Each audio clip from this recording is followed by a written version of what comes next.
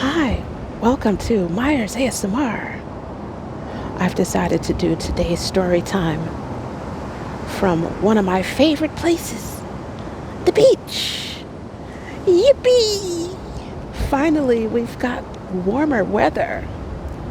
I mean, it's not exactly beach weather, but feels pretty good out here to me. I mean, I'm just wearing a hoodie and I'm sufficiently warm. I was actually hot at one point. Well, anyways, thanks for joining me. Let's get right into the story. Let's see where we left off. As to spiritual attainment, it is something that we can never absorb through the head. It can only be received through the heart. Let two persons listen to the teachings of a teacher, one with his heart and the other with his head. The latter will be thinking, is it so, or is it not so? Or, how is it if it is so? How can it be, and if it is, why is it? There is never an end to the why. But another person will listen with his heart, and while both logic and reason are at his disposal, they are not troubling him. His heart is open.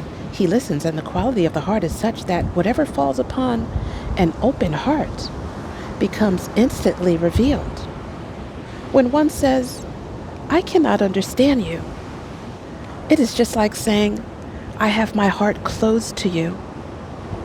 There is no other reason for not understanding another person.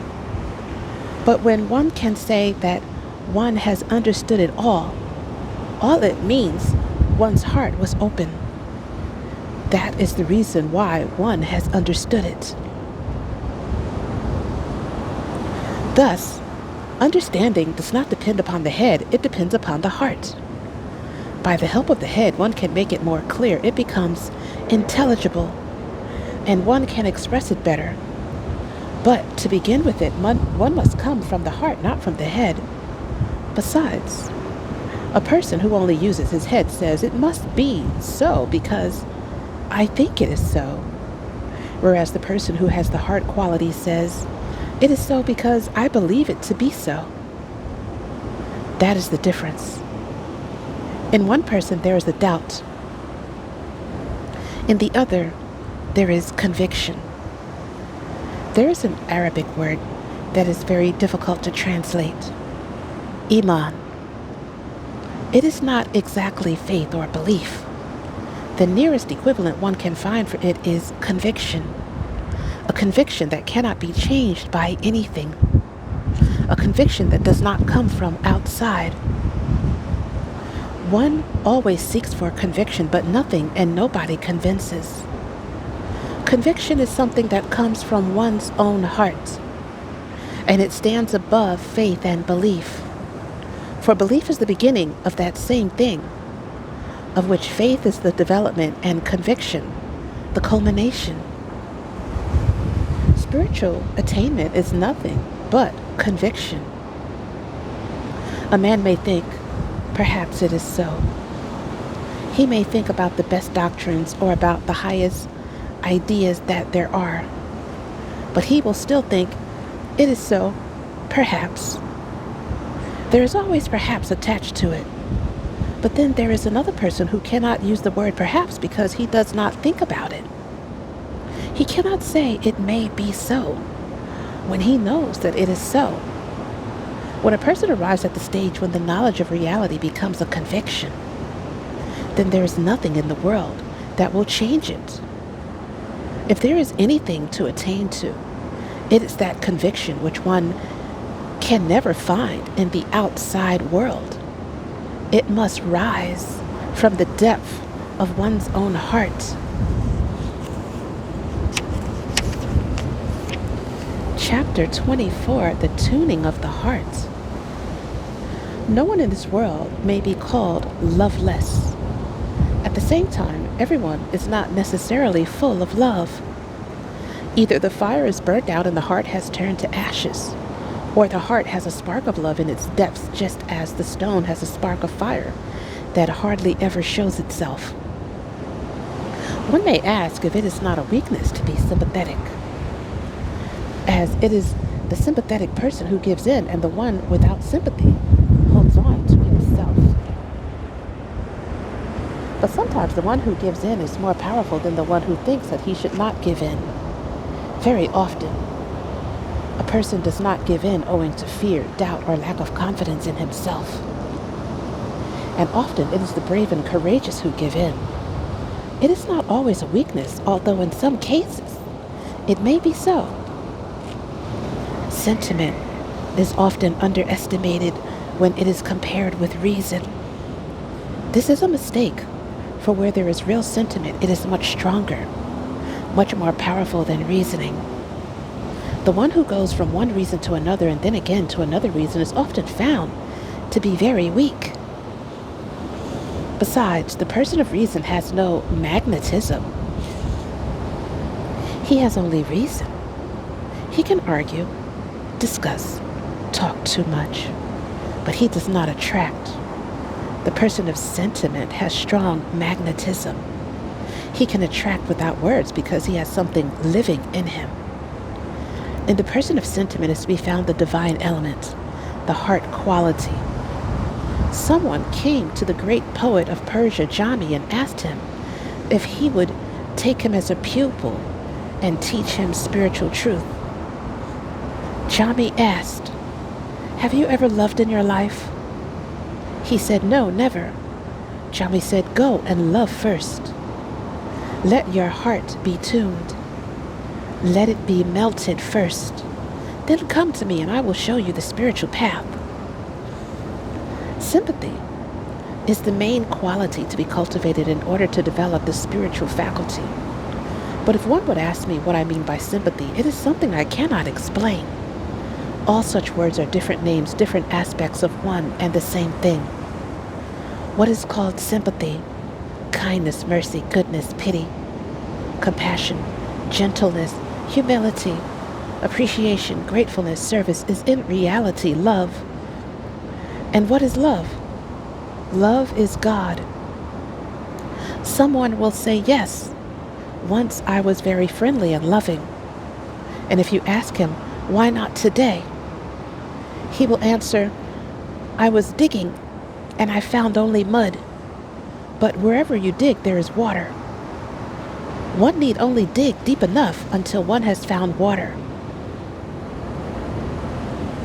If one does not dig till one finds water, one only gets mud.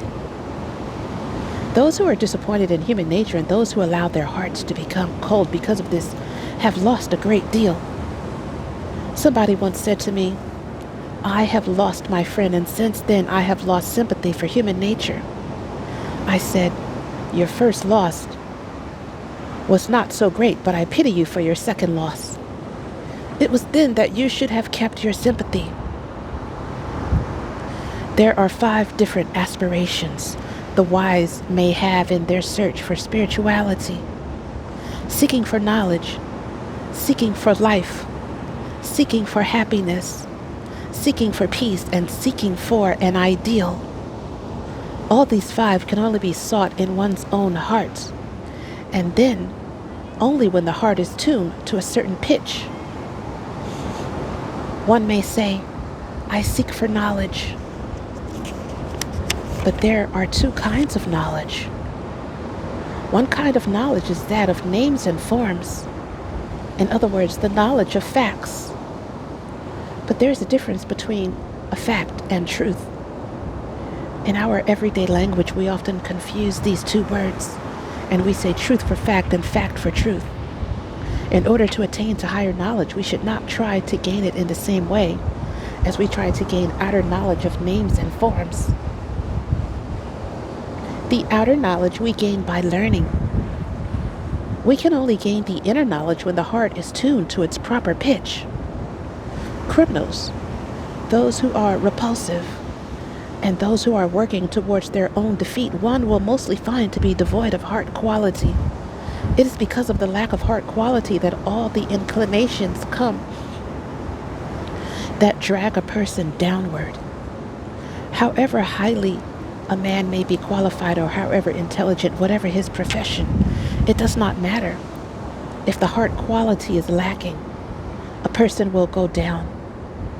The ultimate result is that this person goes downward and not upward. It cannot be otherwise. The inner knowledge is beyond words.